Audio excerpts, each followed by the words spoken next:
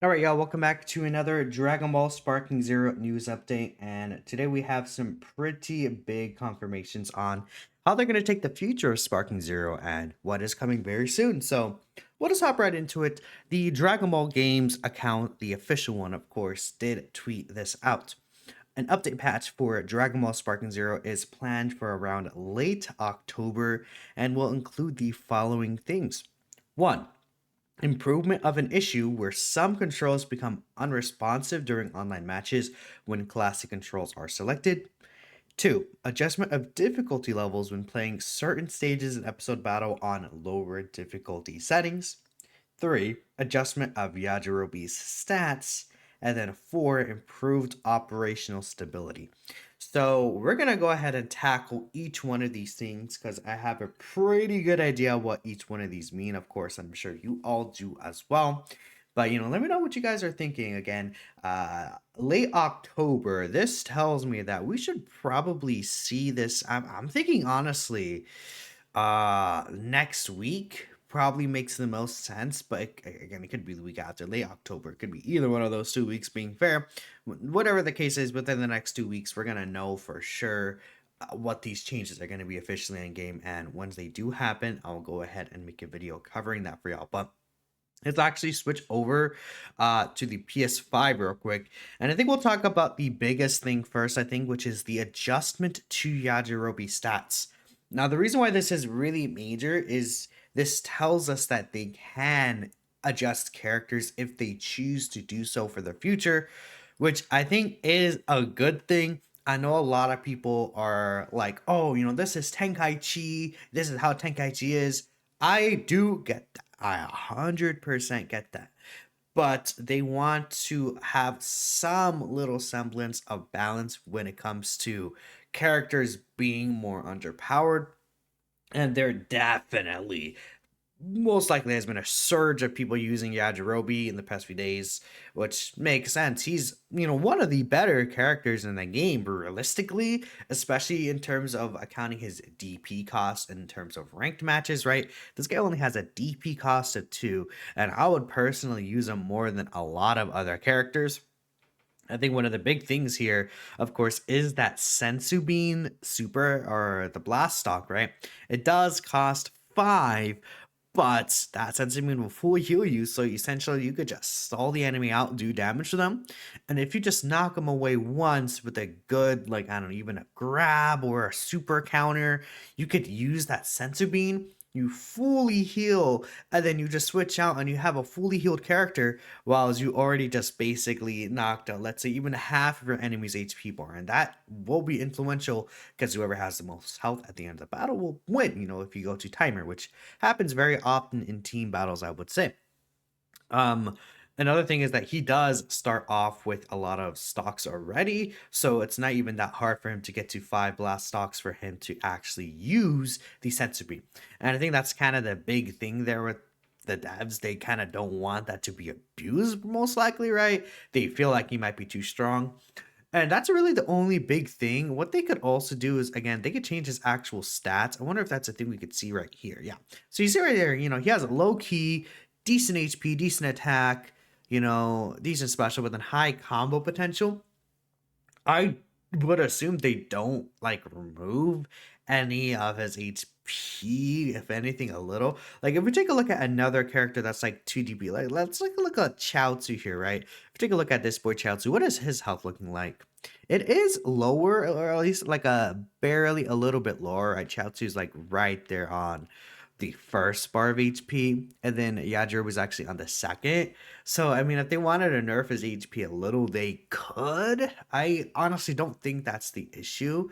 Honestly, I think Yajirobe Loki is fine for the most part. I would just make sure the healing of the Senzu Bean is not as potent, but it is the Sensu being at the same time. So I don't know what they're gonna do exactly. Maybe I think you could use the Sensu bean multiple times. Maybe they can make it usable only once, because there has been a situation where someone healed on me twice, and I'm like, bro, that's crazy, right? If I'm not mistaken. But let me know what you guys are thinking they're gonna do to Yajirobe. How you think they will fix him, and what changes you would make to him, based on your experiences with him in ranked. Now, next thing I think I'm going to talk about is the improvement of the issue where some controls become unresponsive during online matches when classic controls are selected. And that's not really something I could show right here per se. Maybe I'll try to get a clip of that on my channel. I don't know. I'm sure all of you guys have experienced this where when you actually play online with classic controls, the mappings of those controls, they become essentially standard controls, or they look like they're standard controls, right?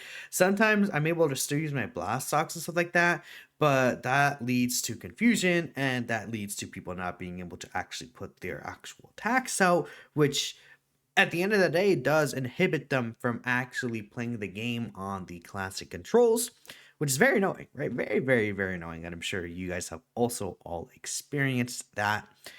So it is really good to see that they are actually fixing that, because that's honestly really big bug that should have been fixed like some time ago.